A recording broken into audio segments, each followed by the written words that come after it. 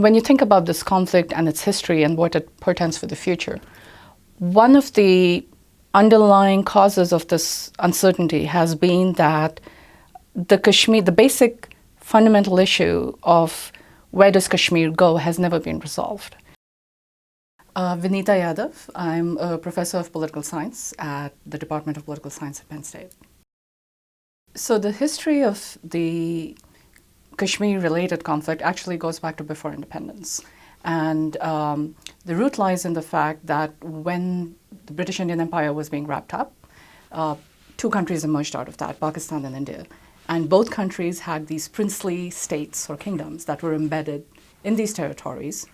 And the Indian and Pakistani governments were obliged to negotiate the terms on which these kingdoms would accede to the republics. So India and Pakistan became independent in August 1947. In October, you have the first Indo-Pak conflict. In 1965, you have a second Indo-Pak conflict, which is again over Kashmir. You have sort of a more limited war in 1999, which also takes place on the Kashmir boundary. One of the complicating factors in the Indo-Pak relationship is that these conflicts are not necessarily triggered by state action. So Pakistan has a lot of non-governmental entities. A lot of these are armed militant groups who are very focused on making Kashmir independent, so taking back Kashmir from India and merging it back into Pakistan. And a lot of the sort of situations that you see right now, so the current event as well as in the past, they have been triggered by militant actions taken by these groups in Kashmiri territory or on Indian territory broadly. So for example, in 2001, there was an attack on the Indian Parliament building.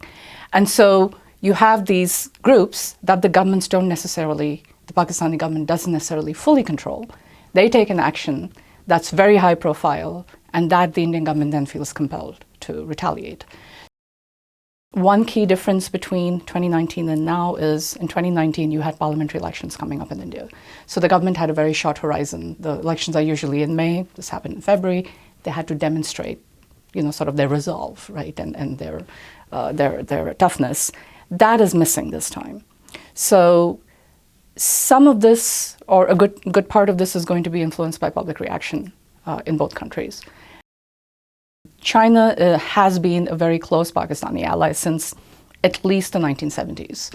And Pakistan has very close, not just defense, but economic relations with China. And so the China-Pakistan economic corridor, is very critical to Pakistani development. And Pakistan owes a lot of debt. So China is not seen as a neutral arbiter by India. Now, the US relationship is interesting because in the past, the US has repeatedly acted as a mediator, in the 1960s and the 1970s and, the 2000s. So there is a track record, but historically, Pakistan has had a close relationship with the US. That has changed in the last 2 decades, partly because of, economic interests between the US and India, partly because of security interests, sort of founded on, fighting terrorism, in South Asia and globally.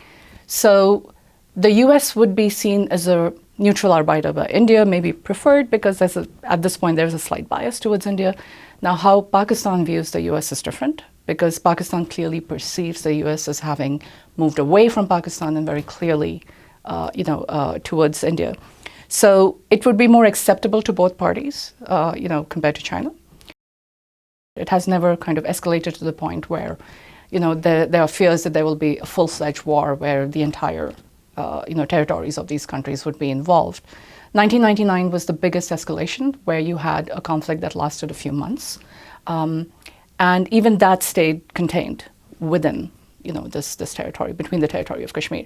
So the people of Kashmir really are the ones who are really bearing the brunt of both the low-level conflict as well as sort of this escalation when it goes up.